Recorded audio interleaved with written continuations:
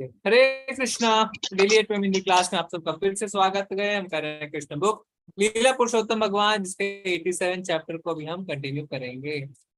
जी माता जी, जो जो पढ़ना चाहते हैं उनको आप एक एक करके मौका दे सकते हैं। आप सब हैंड रेस कर सकते हैं। हरे कृष्ण। हरे कृष्णा। ललिता माता जी पढ़े।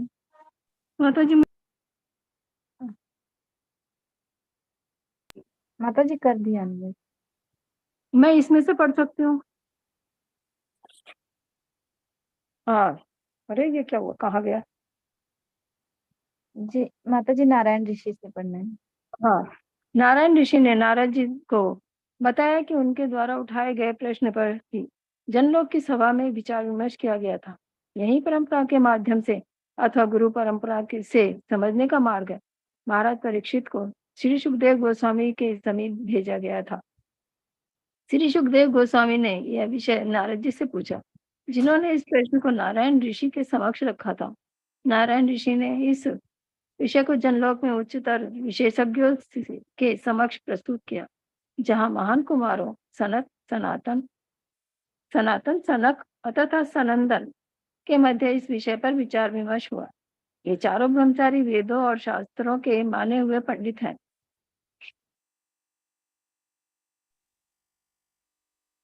बिल्कुल मिल नहीं रहा भी। उनके अनंत ज्ञान के भंडार तथा उनके व्रत तथा तप का प्रदर्शन करने उत्कृष्ट तथा आदर्श चरित्र के द्वारा होता है। वे व्यवहार में अत्यंत सौजन्यपूर्ण है तथा उनके लिए मित्रों, शुभैषियों तथा शत्रुओं में कोई अंतर नहीं है। उदासीन पद पर स्थित होने के कारण कुमारों जैसी विभूतियां समस्त भौतिक विचारों से ऊपर होती हैं। वे भौतिक दैत्य के संबंध में सदैव तटस्थ रहते हैं। चारों भाइयों के मध्य हुए विचार विमर्श में सनंदन का चयन वक्ता के रूप में किया गया तथा अन्य भाई उनके वचनों का श्रवण करने हेतु श्रोता बन गए। सनंदन जी ने कहा, समस्त सृष्टि प्रलय के पश्चात अपने बीज स्वरूप ही में गर्भोदक्षाई विष्णु के विग्रह में प्रवेश कर जाती है। उस समय भगवान अत्यंत दीर्घ काल तक निद्रा मग्न रहते हैं। जब पुनः सृष्टि की आवश्यकता होती है, तब मूर्तिमान वेद भगवान के चारों ओर एकत्र होकर उनका यशगान करना प्रारंभ करते हैं। वे भगवान के अद्भुत दिव्य लीलाओं का वर्णन करते हैं। यह ठीक है, एक राजा के समान ही है। जब राजा प्रातः काल निद्रा मग्न होता है, तब उसके द्वारा नियुक्त चारणगण उसके शयन कक्ष में आकर उसके वीरतापूर्ण कार्यों का गान करना प्रारंभ करते हैं। अपने यशस्वी कार्यों के विषय में श्रवण करते हुए राजा धीरे धीरे जग जाता है। हरे कृष्ण प्रभु, धन्यवाद। हरे कृष्णा। तो जो प्रश्न रखे गए वो पहुंच गए किसके पास? जो चतुष्कुमार है, ब्रह्मा जी के जो 4 पुत्र हैं, सनत, सनातन, सनक और सनंद, और उन्होंने आपस में विचार किया। एक मिनट म्यूट कर लीजिए जो नहीं बोल रहा है। हाँ, आपस में उन्होंने विचार किया और फिर उन्होंने क्या बोलना शुरू किया। सनंदन जी ने कहा कि वो सृष्टि के बारे में बताना शुरू करते हैं कि किस तरीके से जब प्रलय आती है तब गर्भोदक्षाई विष्णु में सब कुछ प्रवेश कर जाता है। ठीक है, आगे हम देखेंगे क्या कह रहे हैं। बहुत ही इंपॉर्टेंट है, आप सब ध्यान से सुनिए जी। हरे कृष्ण प्रभु जी, हरे कृष्ण प्रभु जी, दंडवत प्रणाम। श्रील प्रभुपाद जी की जय। श्रील प्रभुपाद जी द्वारा वेदों के गायक अथवा मूर्तिमान वेद इस प्रकार गायन करते हैं, हे अजय, आप श्री भगवान है, ना कोई आपके बराबर है, ना आपसे महान है। आप अपने कार्यों में आपसे अधिक यशस्वी और कोई नहीं हो सकता है। आप यशस्वी हैं, आप यशस्वी हैं हो, आप यशस्वी हो। आपकी अपनी अलौकिक प्रकृति के द्वारा सभी षडेश्वर आपके अधिकार में। आप समस्त बुद्धात्माओं को माया के फंदे से मुक्त कराने में सक्षम है। हे भगवान, अब हम आपसे बारंबार प्रार्थना करते हैं, आप कृपा पूर्वक ऐसा ही कीजिए कि आपके अंश होने के कारण समस्त जीव स्वाभाविक रूप से आनंदमय, सनातन तथा ज्ञान में परिपूर्ण सच्चिदानंदमय है, किंतु अपने ही दोष के कारण वे परम भोक्ता बनने के प्रयास में आपका अनुकरण करने की चेष्टा करते हैं। इस प्रकार वे आपकी अवज्ञा करके अपराधी बन जाते हैं। उनके अपराधों के कारण आपकी भौतिक शक्ति ने उन्हें आपके अपने नियंत्रण में ले लिया है। इस प्रकार उनके सत, चित तथा आनंद के अलौकिक गुणों पर भौतिक त्रिगुणों की मेघों ने आवरण डाल दिया है। भौतिक त्रिगुणों से निर्मित यह सृष्टि बद्ध आत्माओं के लिए एक कारागृह की भांति है। भौतिक बंधन से मुक्त होने के लिए बद्ध आत्मा कठोर संघर्ष कर रही हैं। उनके जीवन की विभिन्न परिस्थितियों के अनुरूप उन्हें विभिन्न प्रकार के व्यापार सौंप दिए गए हैं, किंतु समस्त व्यापार आपके ज्ञान पर ही आधारित है। आपकी दया द्वारा प्रेरित होने पर भी पुण्य कर्म किए जा सकते हैं। अतः आपके चरण कमलों की शरण ग्रहण किए बिना व्यक्ति भौतिक शक्ति के प्रभाव पर विजय प्राप्त नहीं कर सकता। वस्तुतः मूर्तिमान वैदिक ज्ञान के रूप में हम सदैव ही आपकी सेवा में संलग्न रहते हैं।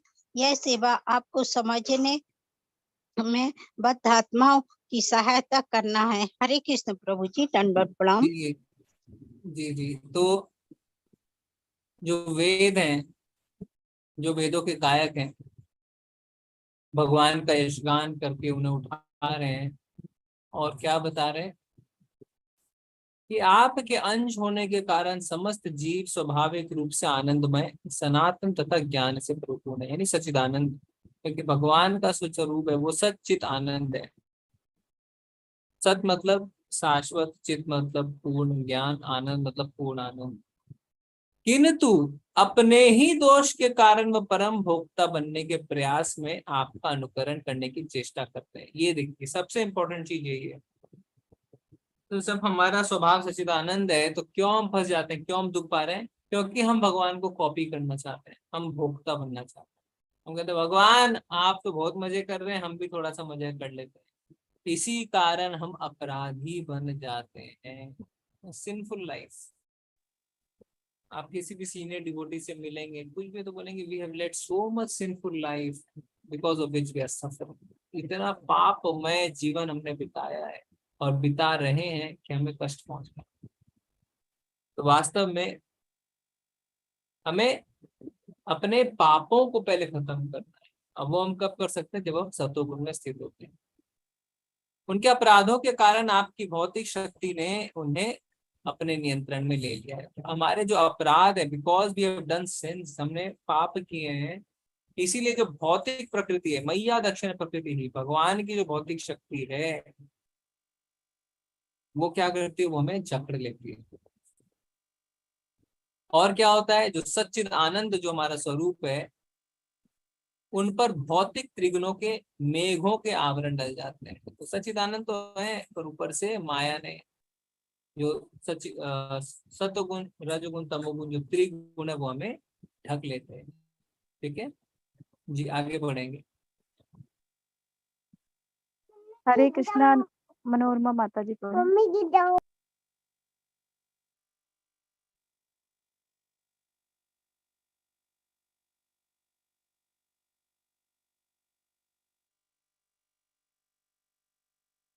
तो मुझे पढ़ नहीं रहे हैं, अनम्यूट तो हैं। माता जी पढ़िए, मनोरमा माता जी। आवाज नहीं आ रही है, हमको नेक्स्ट टर्न दे देंगे, अगला दिन।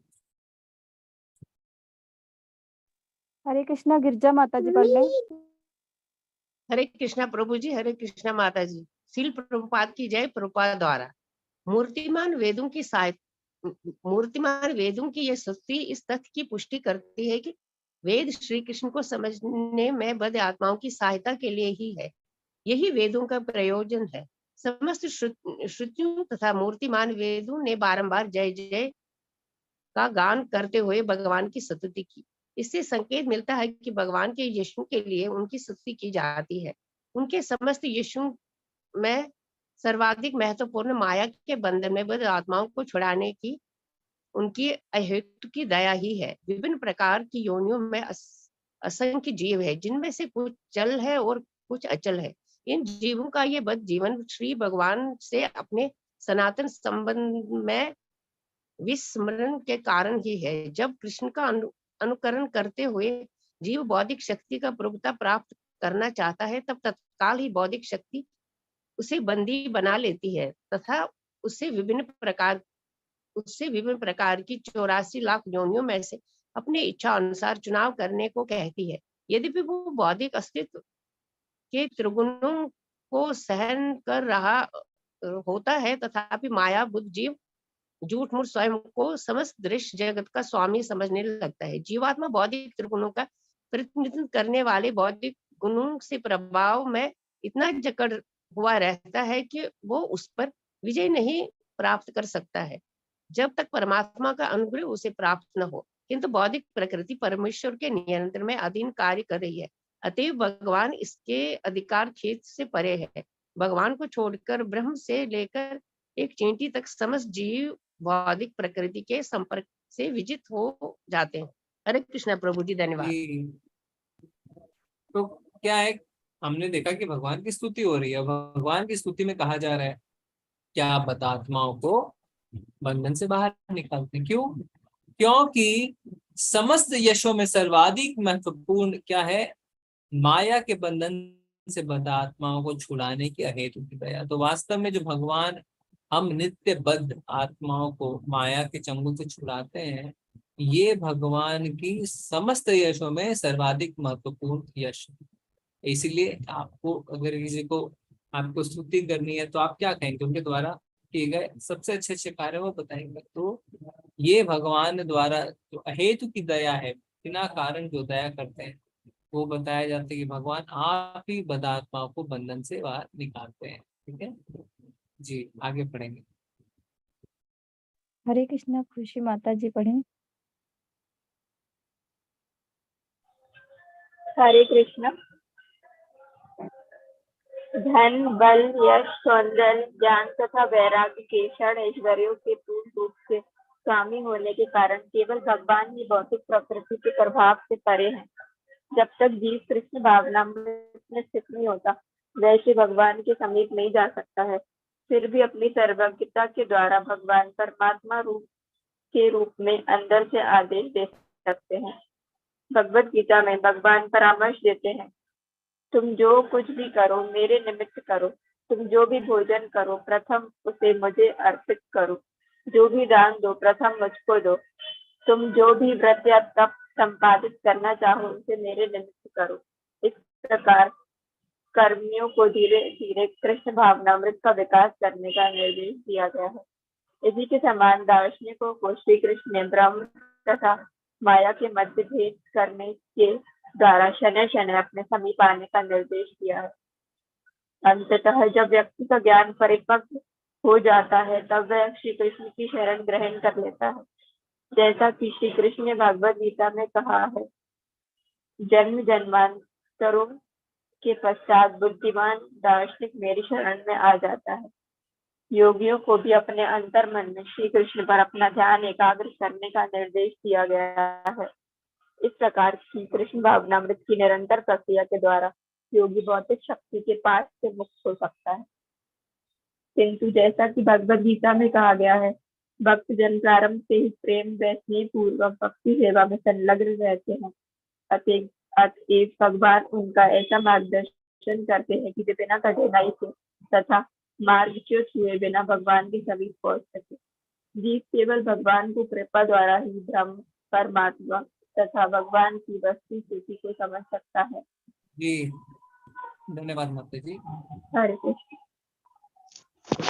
तो यहाँ पे क्या बताया गया? केवल भगवान ही भौतिक प्रकृति के प्रभाव से परे, क्योंकि भगवान जो है वो माया के स्वामी है ना। मैया दक्षिण प्रकृति ही सूयते से चराचर है।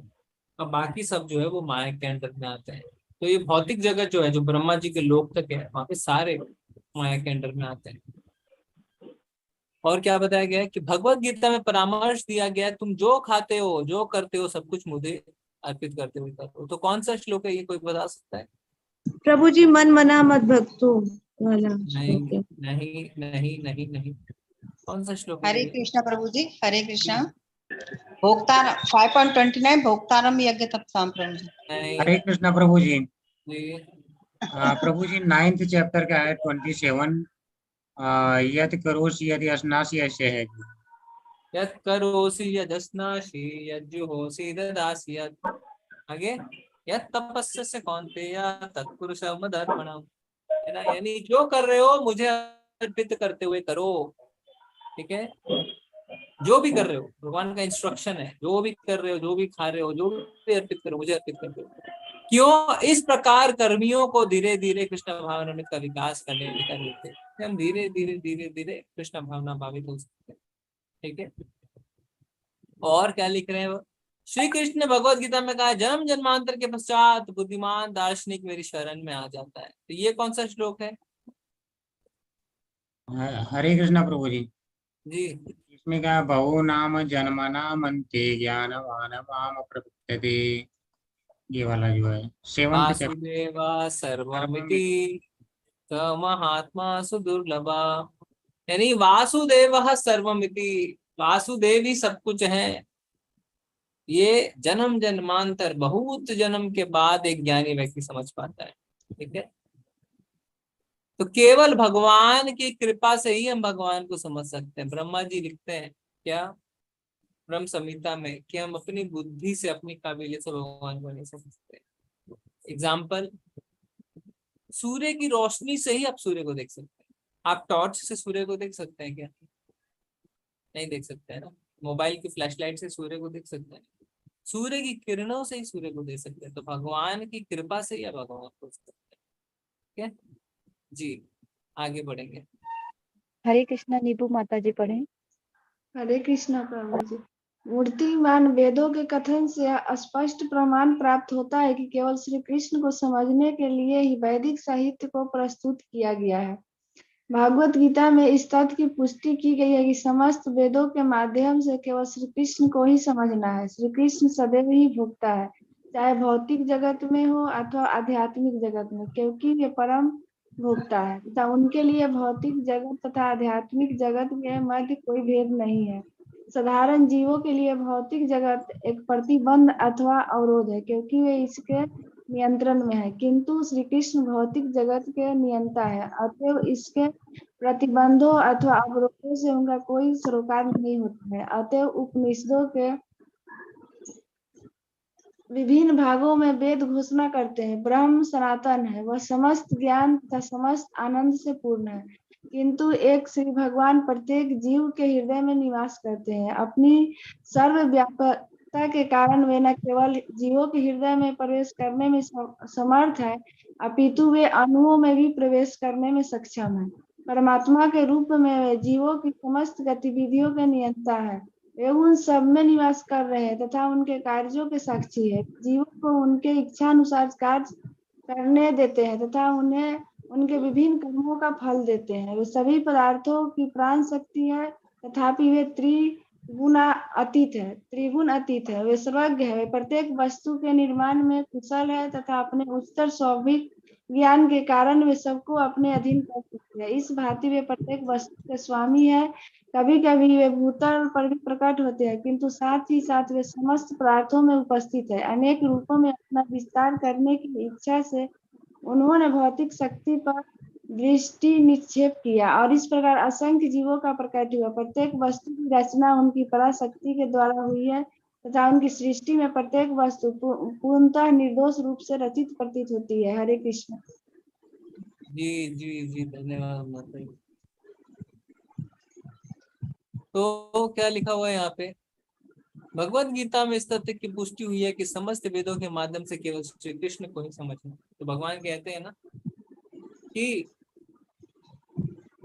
वेदों में जिस परम पुरुष का व्याख्यान हुआ है वो मैं हूँ, और वेदों का उद्देश्य है मेरे को समझना, है ना। भगवान 13वें अध्याय में भी बताते हैं कि ज्ञान और ज्ञेयम, ज्ञेय यानी ज्ञान का लक्ष्य, और ज्ञान का लक्ष्य क्या है? भगवान को।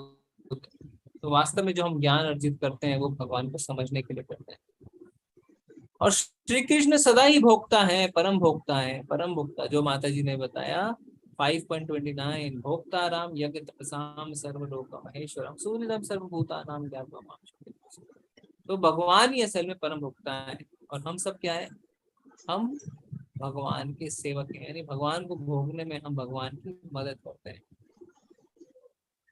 ओके, वे उन सब में निवास कर रहे हैं तथा उनके कार्यों के साक्षी हैं।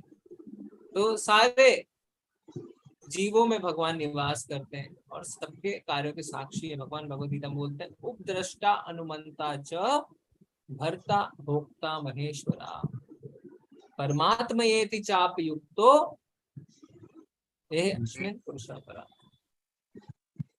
यानी मैं साक्षी हूँ,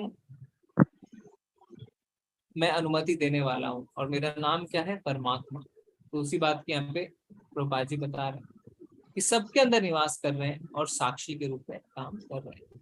वे सभी पदार्थों की प्राण शक्तियां तथापि वह त्रिगुणातीत हैं।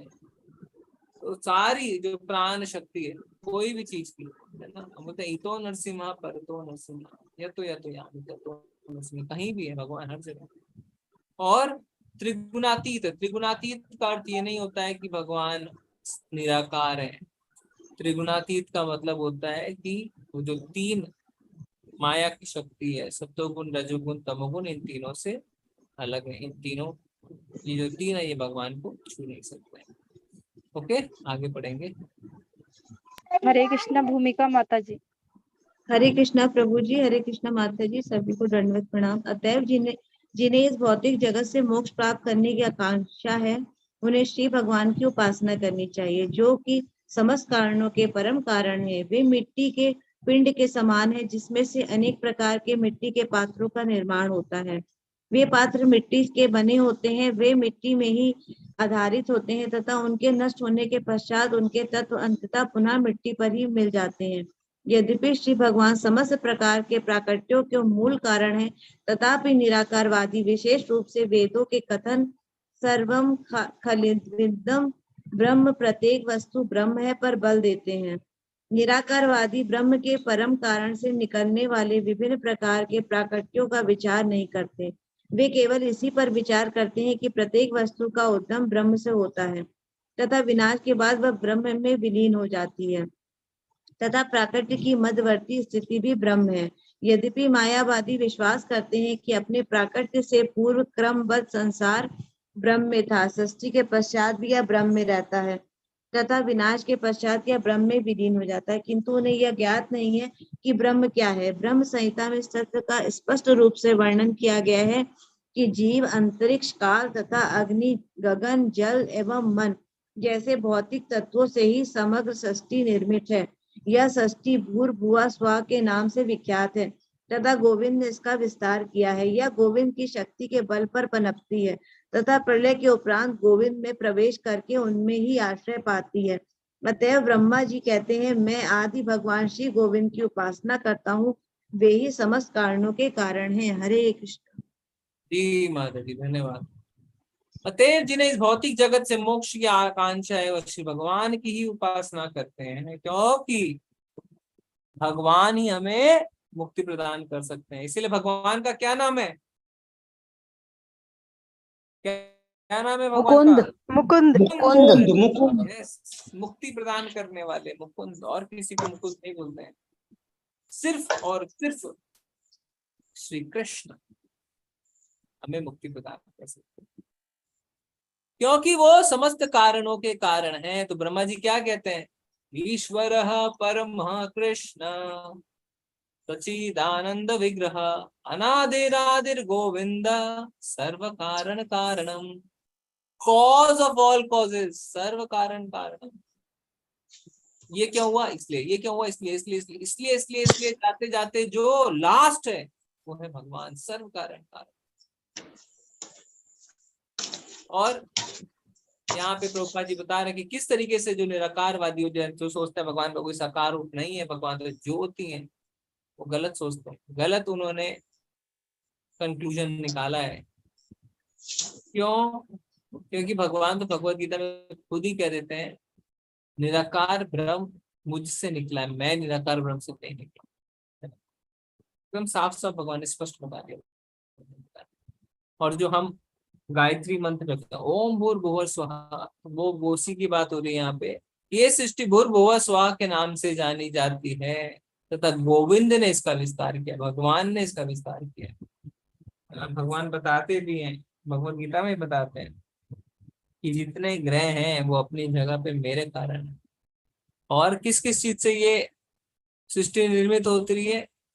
जीव, अंतरिक्ष, काल, अग्नि, गगन, जल एवं मन जैसे भौतिक तत्वों से ये सृष्टि का निर्माण होता है। इसीलिए क्या लिखा हुआ है? ब्रह्मा जी कहते हैं मैं आदि भगवान गोविंद की उपासना कर रहा। क्या कहते हैं ब्रह्मा जी? ईश्वर परमा कृष्ण सच्चिदानंद अनादिरादि गोविंद सर्व कारण कारणम।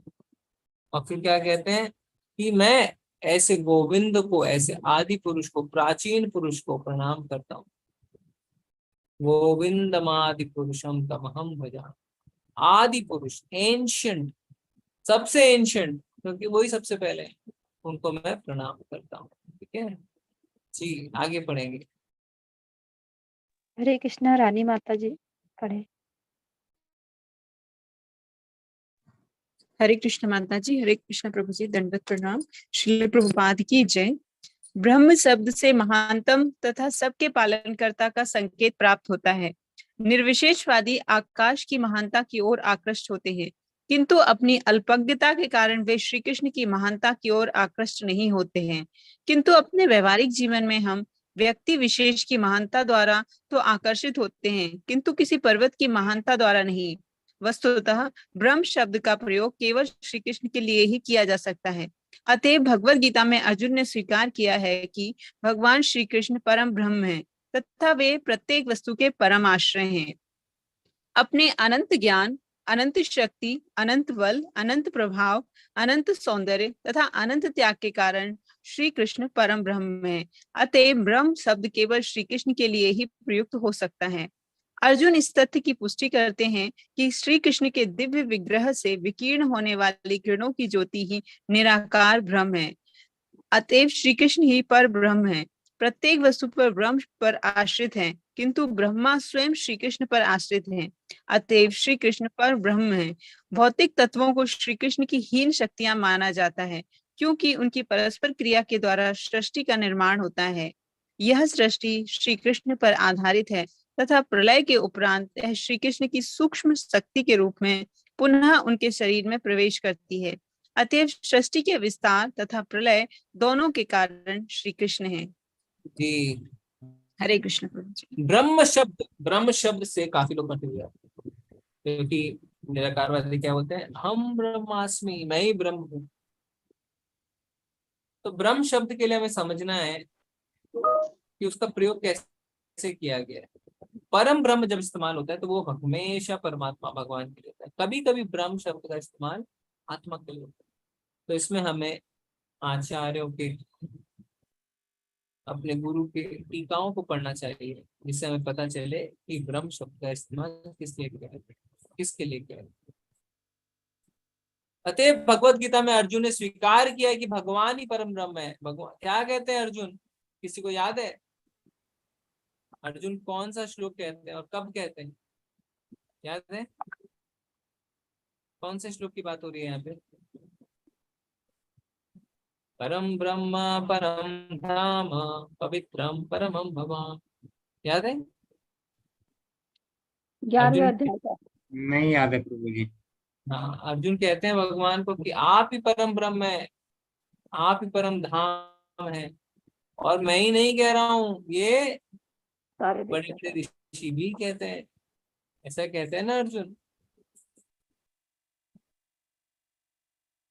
तो इसीलिए लिखा गया है कि अर्जुन ने स्वीकार किया है भगवान श्री कृष्ण परम ब्रह्म है, प्रत्येक वस्तु के परम आश्रय। परम आश्रय, सब सारी चीजें भगवान में ही आश्रय लेती है। और क्यों ऐसा कहा जा रहा है? क्योंकि भगवान के पास असीमित अनंत ज्ञान, शक्ति, बल, प्रभाव, सौंदर्य और त्याग, तो षड ऐश्वर्य है। पराशर मुनि ने जो डेफिनेशन दिया है उसकी बात होगी। जिनके पास से अनंत है वही भगवान, वही परम ब्रह्म कहलाते हैं। अतः ब्रह्म शब्द केवल श्री कृष्ण के लिए ही प्रयुक्त होता है। अर्जुन इस तथ्य की पुष्टि करते हैं कि श्री कृष्ण के दिव्य विग्रह से विकीर्ण होने वाली किरणों की ज्योति ही निराकार ब्रह्म, अतः श्री कृष्ण ही परम। ठीक है, जी आगे पढ़ेंगे। हरे कृष्णा। सर्वम खलविदम ब्रह्म का अर्थ है कि प्रत्येक वस्तु श्री कृष्ण है। यही महाभागवतों की दृष्टि है। वे प्रत्येक वस्तु का अवलोकन श्री कृष्ण के संबंध में करते हैं। निर्विशेषवादी तर्क करते हैं कि श्री कृष्ण ने स्वयं को अनेक रूपों में परिवर्तित कर लिया, अतः प्रत्येक वस्तु श्री कृष्ण है तथा प्रत्येक वस्तु की उपासना उन्हीं की उपासना है। इस तर्क का उत्तर श्री कृष्ण ने भगवद गीता में दिया है।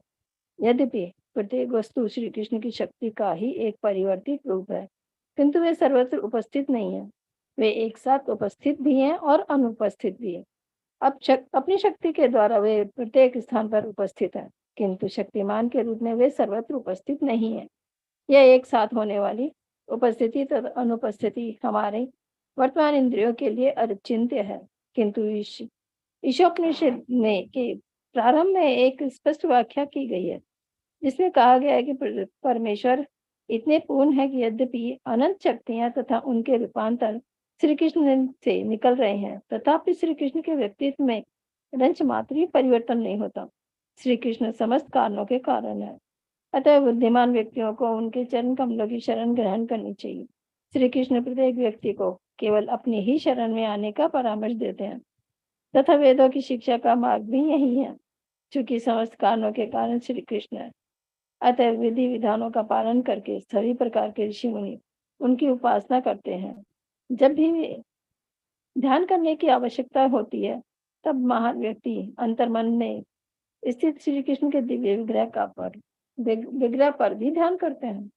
इस रीति से महान व्यक्तियों का मन सदैव श्री कृष्ण में संलग्न रहता है। उनके मन श्री कृष्ण में लीन रहते हैं।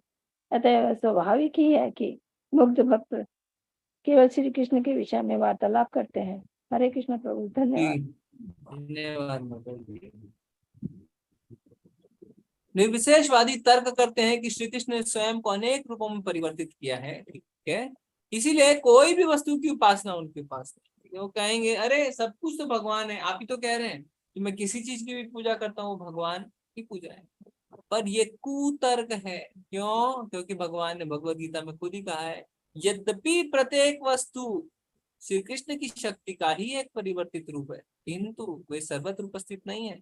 वे एक साथ उपस्थित हैं और नहीं भी है। सर्वत्र उपस्थित नहीं मतलब भगवान है भी नहीं भी, अचिंत्य है भगवान। भगवान अपने धाम में भी है, यहाँ पे भी है। जिसका अर्थ ये नहीं कि हम कुछ भी उठा लो पूजा करने लगे, ले तो भगवान की शक्ति है। ये बात का खंडन किया गया।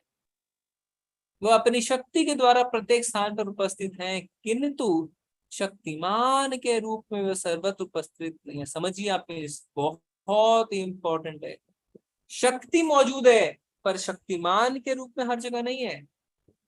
जैसे प्रभुपाद जी उदाहरण देके समझाते हैं, एक प्राइम मिनिस्टर है, उसकी शक्ति आप उसके विभिन्न मंत्रालयों के दफ्तरों में देख सकते हैं।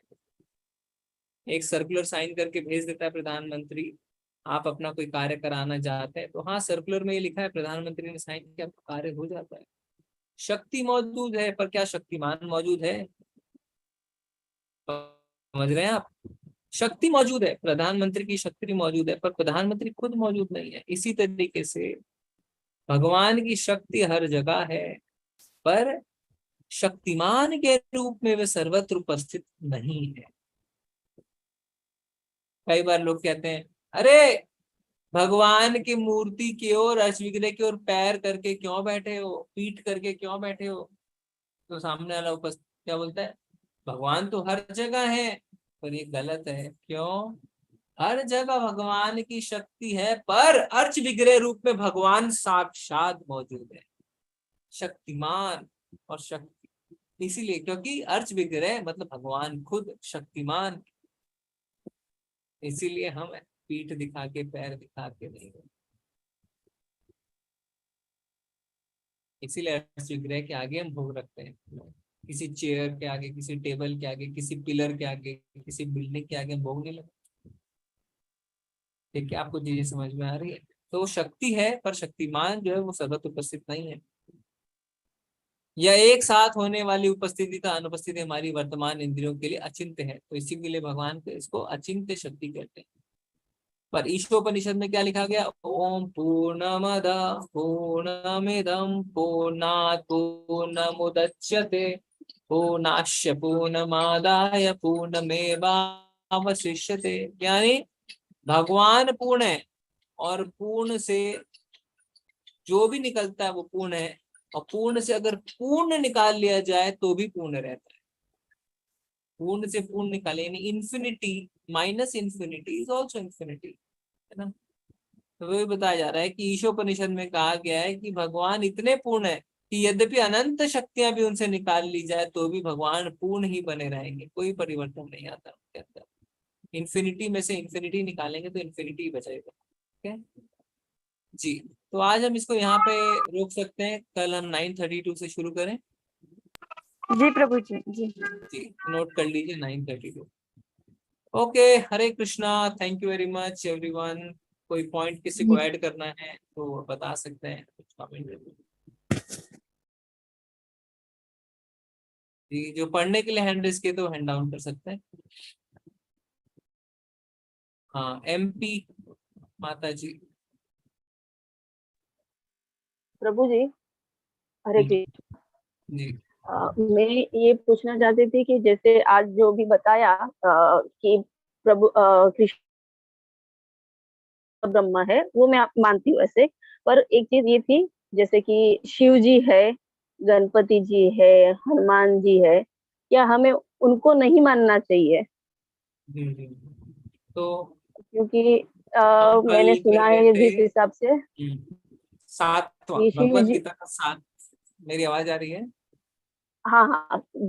भगवत गीता के 7वें अध्याय में भगवान ने बताया है कि देवी देवताओं की उपासना करने वाला क्या है? अल्प मेधसा। अल्प मेधसा मतलब अल्प ज्ञान, ज्ञान है पर कम। क्यों?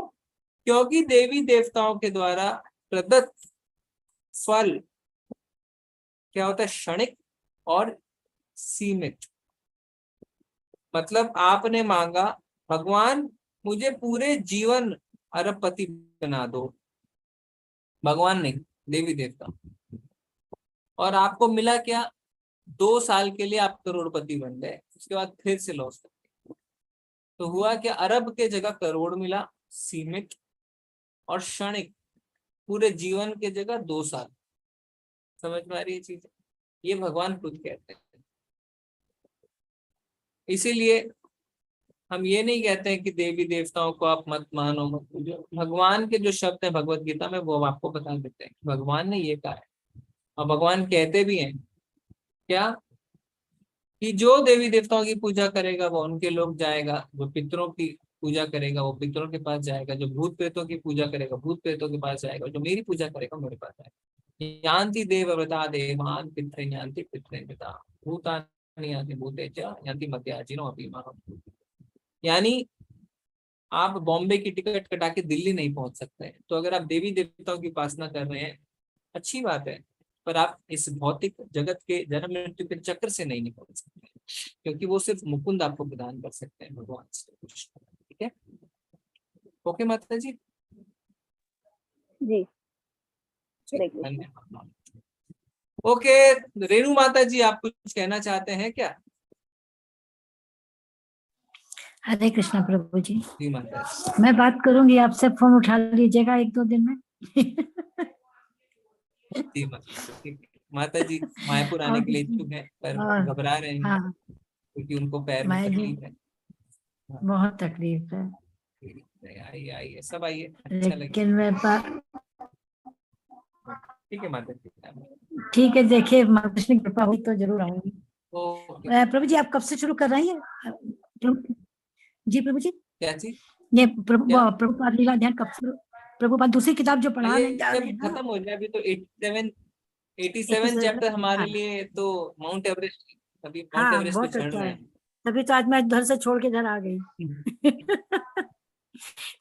मतलब धन्यवाद प्रभु जी। और आप सब शामिल हो रहे हैं मंगल आरती में, अच्छी बात है। तो मुझे बताया गया कि आप सबने हटा दिया अपने नाम के आगे से हाँ, डेली 8 PM, तो कृपया आप लिख सकते हैं अपने नाम के आगे। बोले प्रभु जी डेली 8 PM तो क्लास ही नहीं होती है, आप क्या डेली 8 PM लिखवाते रहते हैं? ठीक है, कोशिश करिए कि लिख पाए, आइडेंटिफाई कर पाएंगे हम आपको। 3 बजे भी काफी लोग अटेंड कर रहे हैं एकादशी और संडे को, अच्छी बात है। प्रभु जी मेरा तो डेली 8 PM से हट गया नाम। देखिए क्या करेंगे अभी, इसको लिखवा लीजिए, किसी को बोल के अपने नाम के आगे या नाम के बाद डेली 8 PM हिंदी कर दीजिए, ठीक। प्रभु जी मैंने लिख के दिया था पहले भी, अभी भी मैं लिख दूंगी, रिनेम कर दूंगी, बट ये हटा लेते हैं हर बार।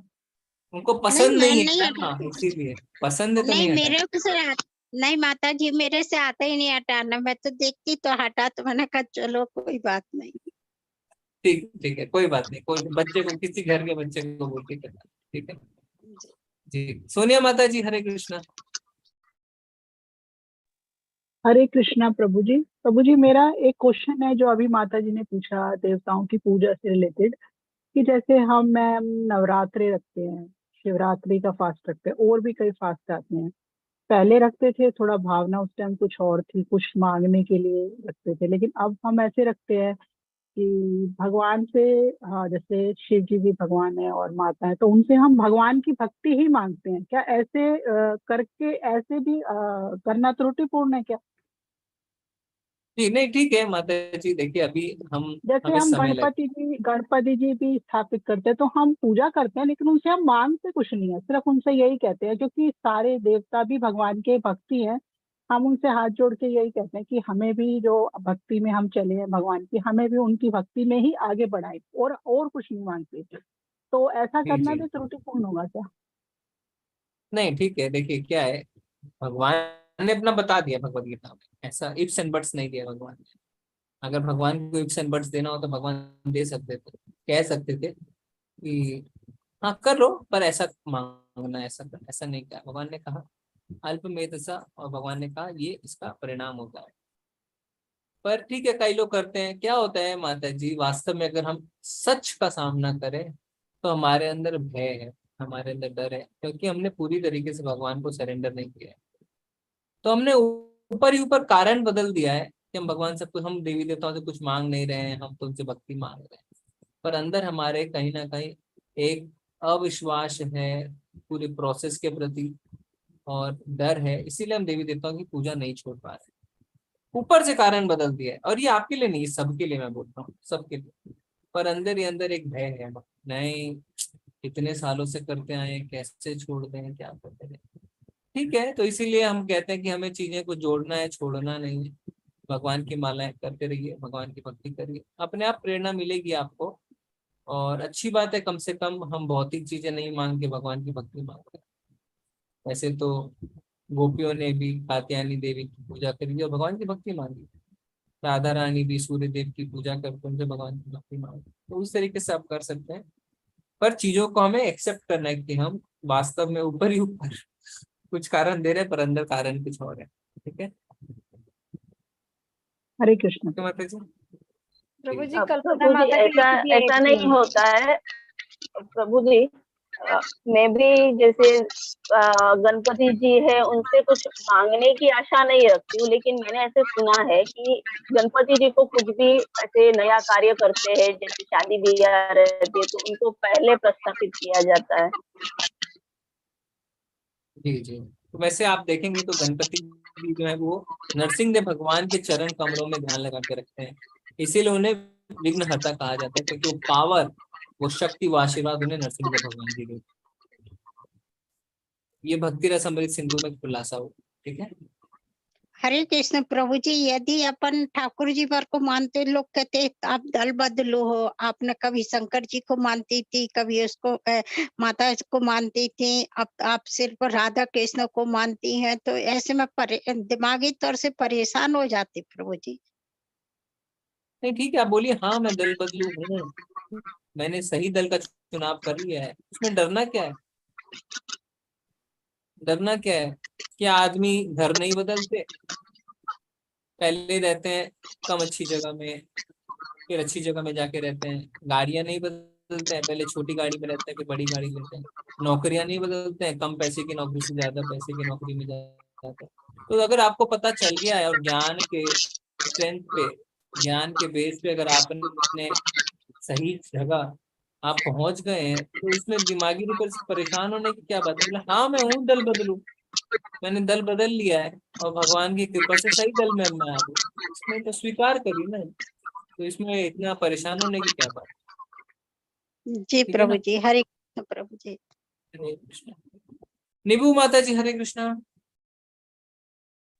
हरे कृष्णा प्रभु जी। मेरा तो सवाल मैं अपने लिए पूछ रही हूँ कि मैं माला भी करती हूँ और मंगल आरती भी सब कर, लेकिन मेरा मन मतलब हट रहा है अब इधर से, क्यों? इसका कुछ बताइए मुझे। कितना माला कर रहे हैं? 16 माला करती हूँ, सब कर रही हूँ, लेकिन फिर भी क्रोध ज्यादा हो रहा है। मतलब भौतिक जगत में दोबारा से फिर वही शक्ति हो रही है।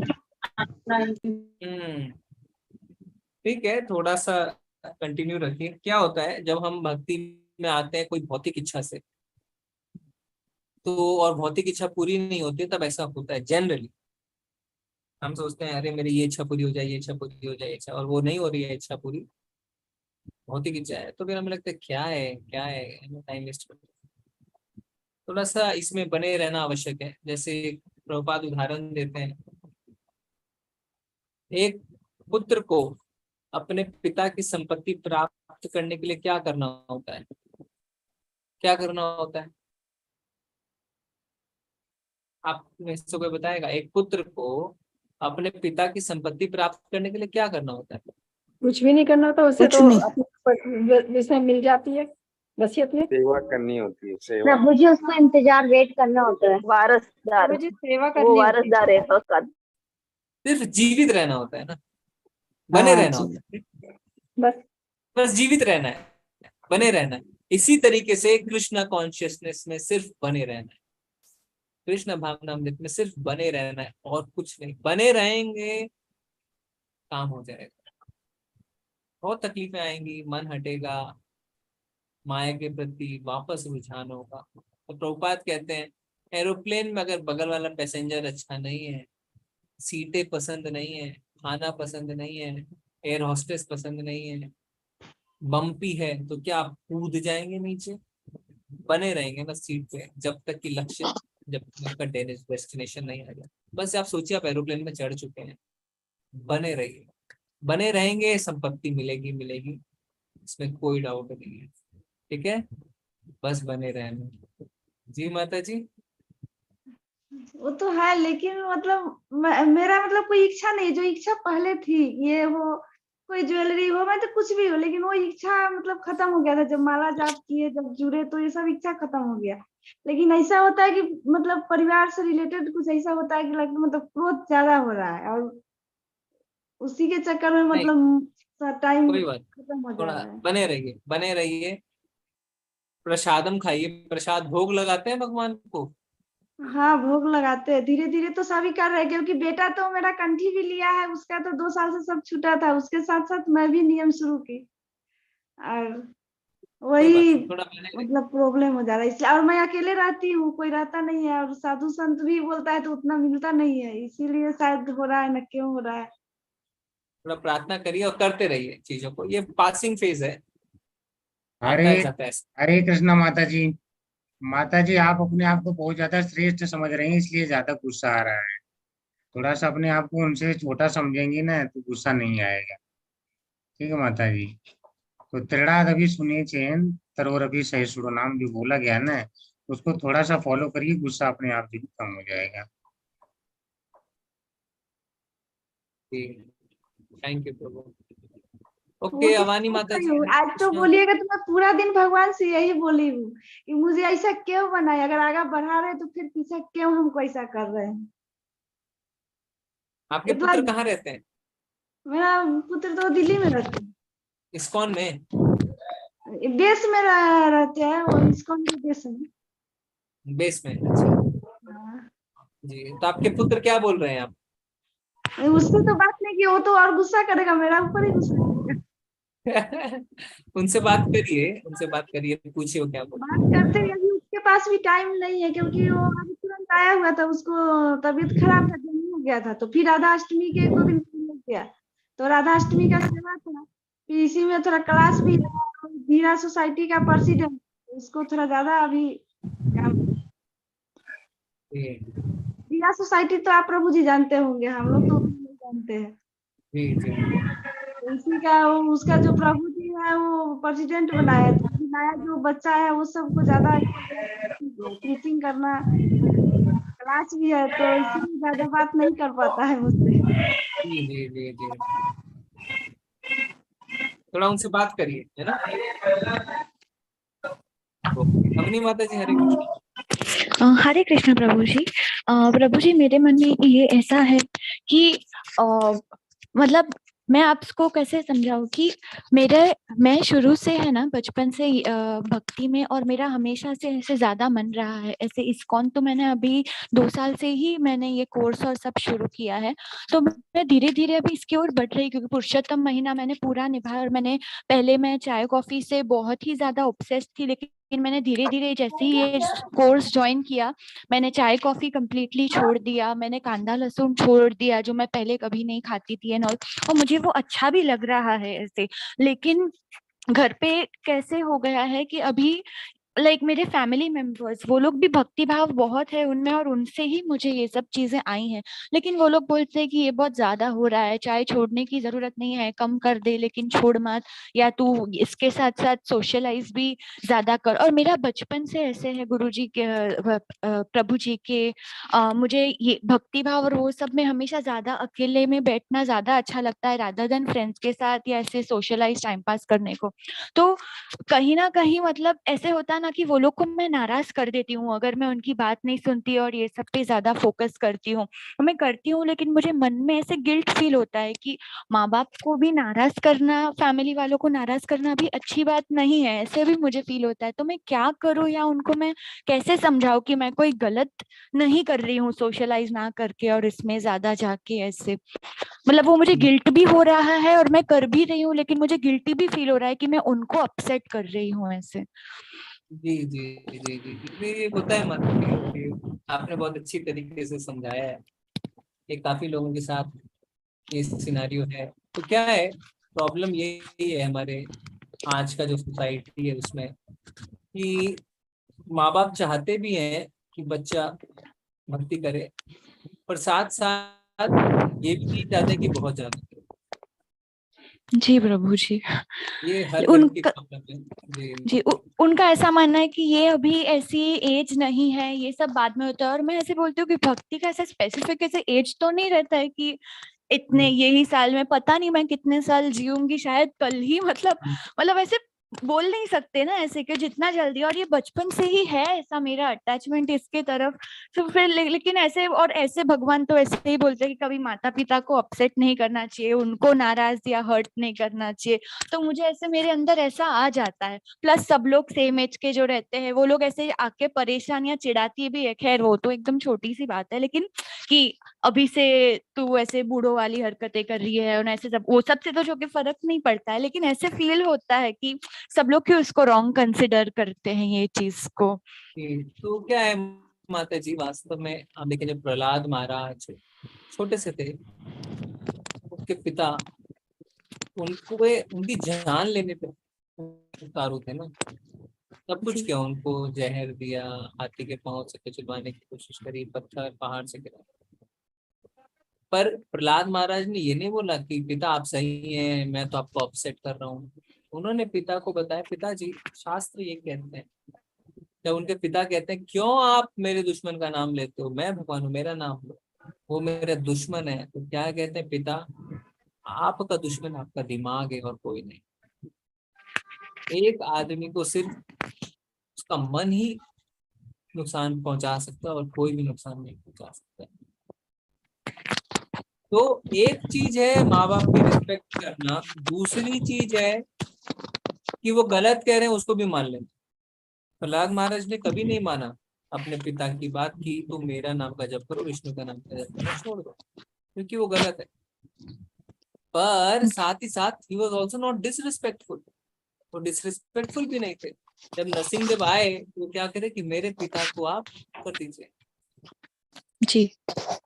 हाँ, तो हमारा भी यही, इट्स नॉट इजी, बट हमारा भी यही होना चाहिए कि जो सही है वो हम कर रहे हैं, पर साथ ही साथ डिसरिस्पेक्टफुल भी नहीं होना, उस बात का अहंकार भी नहीं आना चाहिए कि आप लोग गलत करें मैं सही करूं, पर साथ ही साथ आप जो सही करें वो करते भी रहना। और उनको साथ डिसरिस्पेक्टफुल भी नहीं होना। और ये होगा कब होगा? when you firmly believe in what you're doing, when you know that the process is right, कि हाँ जो ये विधि है वो ऑथेंटिक विधि है, प्रभुपाद जी ने हमें सही विधि बताई। और फिर क्या होगा जब आप बैलेंस मेंटेन करेंगे, यानी जो आप कर रहे हैं वो करते रहेंगे, साथ ही साथ माँ बाप की भी रिस्पेक्ट करेंगे, उनकी बातों को मानेंगे। कैसे मानेंगे? मतलब उनकी सेवा है, उन्होंने जो कहा है वो करना है। तो क्या होगा? देन दे विल अंडरस्टैंड कि हाँ जो ये कर रही है, she believes in that, let us support, उनको सपोर्ट करें। हो सकता है शुरू शुरू में आपको टेस्ट करें ना, थोड़ा सा जब बजा बजा के देखते हैं ना बर्तन को, तो वो बजा बजा के देखते हैं, तो जब देखते हैं ना this is the lifestyle you want to live, ये आपको जीवन बिताना है, तो आप सपोर्ट करें। और यहाँ तक फ्रेंड्स की बात है, ये बात तो बहुत जैसे आपने खुद ही कहा, छोटी बातें हैं, क्योंकि वास्तव में हम है कहाँ पे? दिखालिया में काश कहते हैं। और यहाँ पे आपको 99.99% लोग ऐसे ही मिलेंगे, क्योंकि सारे भगवान विद्रोह करके आ रखे हैं अपने बहुत इच्छाओं को पूर्ण करने के लिए। तो इसलिए भक्तों का संग बहुत आवश्यक है। भक्तों के संग जब हम रहते हैं तो हमें वो तृप्ति मिलती है, जो तृप्ति अभी आप खोज रहे हैं ना, किसके साथ? वो तृप्ति भक्तों के साथ, वो सोशलाइज करने के अपना। हम भौतिक लोगों के साथ सोशलाइज नहीं कर पाते हैं, पर जब भक्त मिलते हैं तो आप पूरे खुल जाते हैं और सोशलाइज करते हैं। तो भक्तों के संग की आवश्यकता है। जी प्रभु जी, लेकिन मैं उनको, मेरे पेरेंट्स को, मुझे और किसी से तो नहीं फर्क पड़ता, लेकिन मेरे पेरेंट्स को कन्विंस या उनकी नाराजगी कम कैसे करूँ कि मैं जो कर रही हूँ वो गलत नहीं है। जैसे कि मैंने जो चाय कॉफी छोड़ दी, कांदा लहसुन छोड़ दिया, ऐसे तो हम पहले से वेजिटेरियन ही है, प्योर वेजिटेरियन, बट वो तो उनको ऐसे लगता है कि तो है ना, तू कुछ बहुत ज्यादा ही कर रही है, ऐसे सब। मैं अपना अलग से थोड़ा बना के खाती हूँ, या जो लहसुन वाला है तो वो मैं नहीं खाती हूँ। ये आपने बोला चीज भी रॉटन होता है, मतलब वैसा होता है, तो मैंने तब से खाना भी ऐसे छोड़ दिया, चीज एंड ऑल सारी चीजें। तो उनको लगता है तू एक्सेस कर रही है, तेरी एज में ये सब कोई नहीं करता है, ऐसे सब। तो मैं अभी उनको, और वो थोड़ा नाराजगी ऐसे इनडायरेक्टली भी ऐसे बताते हैं कि तू बहुत ज्यादा कर रही है, तो we are not liking it, तू सोशलाइज भी करना सीख, सोशलाइज नहीं करती है फैमिली में एंड ऑल। और मुझे ऐसे लगता है कि सोशलाइज करूँ उससे ज्यादा मैं आके ऐसे किताबें पढूं, ये भागवतम पढूं, या ऐसे कोर्सेज मैं आपके पास करूँ जो। तो अभी मैं उनको कैसे समझाऊं कि ये गलत नहीं है, ये गलत ट्रैक नहीं है। ऐसा नहीं है कि सोशलाइज ना करके मैं कोई गलत उस पे जा रही हूँ। तो उनका नाराजगी मैं कैसे उनको कन्विंस करूँ, मैं हमेशा सोचती रहती हूँ, क्योंकि मुझे गिल्ट हमेशा रहता है मन में कि मैं उनको अपसेट कर रही हूँ। वैसे गिल्ट की आवश्यकता नहीं है माता जी, गिल्ट नहीं होना चाहिए आपको, बल्कि थोड़ा सा उनके प्रति दया रहना चाहिए, भगवान से प्रार्थना होनी चाहिए कि भगवान जैसा आपने मेरे को रियलाइजेशन दिया है, उनको भी थोड़ा सा रियलाइजेशन दीजिए। और समय के साथ वो समझ जाएंगे। बहुत ज्यादा परेशान होने की बात नहीं है। परेशान तब होना चाहिए किसी बच्चे को जब वो ड्रग्स ले रहा हो, एक्स्ट्रा मैरिटल अफेयर कर रहा हो किसी के साथ, रोज शाम को दारू पी रहा हो और वो माँ बाप से छुपा रहा हो, माँ बाप चिंतित है ये क्या हो रहा है, तब बच्चे को चिंता होनी चाहिए कि मैं अपने माँ बाप को अपसेट कर रहा हूँ, मैं गंदे आदतों में पड़ चुका हूँ। पर जब हम भक्ति के लाइन में हैं, माँ बाप नहीं, धीरे धीरे समय के साथ समझ जाएंगे। और भगवान की इच्छा रहेगी जब डिवोटी फैमिली में आप सेटल होंगे, करेंगे, तो वो अपने आप चीजों को समझ जाएंगे कि हाँ चलो ठीक है ना, जो लड़का है या जो फैमिली है जो भी है वो भी डिवोटी है, नो प्रॉब्लम। समय दीजिए चीजों को, ज्यादा हड़बड़ाने की आवश्यकता नहीं है और ज्यादा इम्पेशेंट होने की आवश्यकता नहीं है। और गिल्ट फीलिंग नहीं होनी चाहिए क्योंकि आप कोई गलत कार्य नहीं कर रहे, ठीक है? गिल्ट फीलिंग जी प्रभु जी, हरे कृष्ण प्रभु हरे जी। कृष्ण, हरे कृष्ण प्रभु जी।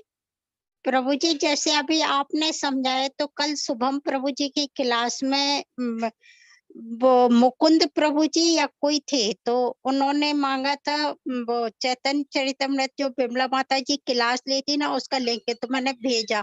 तो वो बोले कि माता जी अब मैं अपने घर के चुपके से ही ये भक्ति करता हूँ, किसी को नहीं मालूम है, इसलिए भी आप मेरे को जब भी भेजें तो चुपचाप ही व्हाट्सएप में कुछ भी भेज दीजिए, पर किसी को पता न चले। ऐसा क्यों प्रभु जी? कौन, किसने कहा?